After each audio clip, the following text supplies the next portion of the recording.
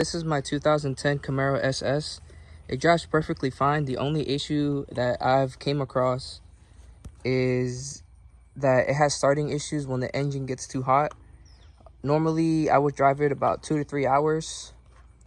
And after that, when I try and crank the key, it has trouble starting. And when it does start, it says service stability track, which is only found in Chevys. And I know it's not, at least for my case, it's not apparently true when it says service. It just has that because we think it's a wiring issue, like an electrical issue. So this is what I'm going to try and do. I got this battery cable, a 4 gauge from AutoZone. It was like $18. And what I'm going to try and do is connect it to this bolt right here. The one right here, that one is a 15 millimeter. And then there's one on the chassis side, and it is going to be this one right here. That one right there. And that one is a 10 millimeter. First thing you want to do is take out this bottom bolt right here. Like I said, it's a 15. You just want to get your ratchet. Recommend getting an extension for it. You just want to take that out. And I do recommend doing this whenever your engine is cooled down. You don't want to do this when it's hot. I went ahead and took the bolt out, this bottom one out right here. The next thing you want to do is you want to just grab your ground cable and just put it through as so, just like this, and then you just want to put that bolt right back in. So I went ahead and hand tightened the bolt in. Before you want to tighten it with the ratchet, you want to just position it.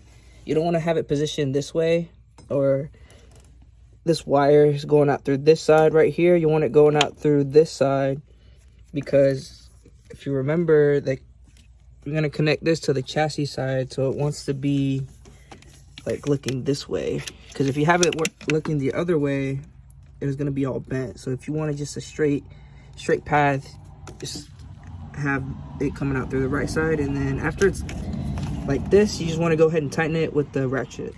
Went ahead and tightened it with the ratchet. You don't want this too close to the header.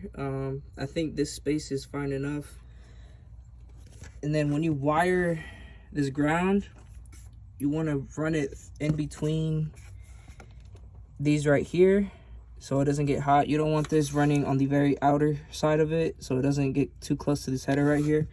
You want to run it in between, so in case something does happen, it would just, the nearest thing it would hit is this. See, it would hit all these right here first. And then I have this wired very close to where I'm supposed to do the other one, which is this one. So next, I'm gonna do this one, this 10 millimeter. All right, so I already disconnected the bolt. And there's a little bracket here. You wanna make sure that stays intact with this nut right here. All right, so I went ahead and tightened the bolt. And this is how it sits. There you go, you see? And then it's running all on the chassis side, like that. Nowhere near the header. That's how you want the ground to run. All right, so I went ahead and tightened this bolt right here, and this is how it sits. And it runs all around the chassis side, nowhere near the header, so it doesn't cause any issues.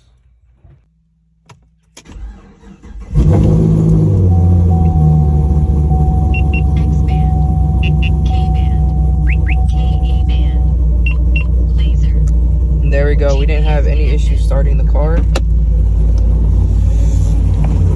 Normally, when you do start the car, when I was telling you the issue at the beginning, my RPMs wouldn't work, and all these lights, the traction lights, these three right here on that right side, they would all be on, and it would show right here service stability track.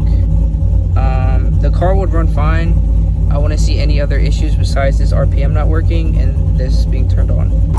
So I shouldn't see any more issues with starting. If I do, I will let y'all know down in the comments.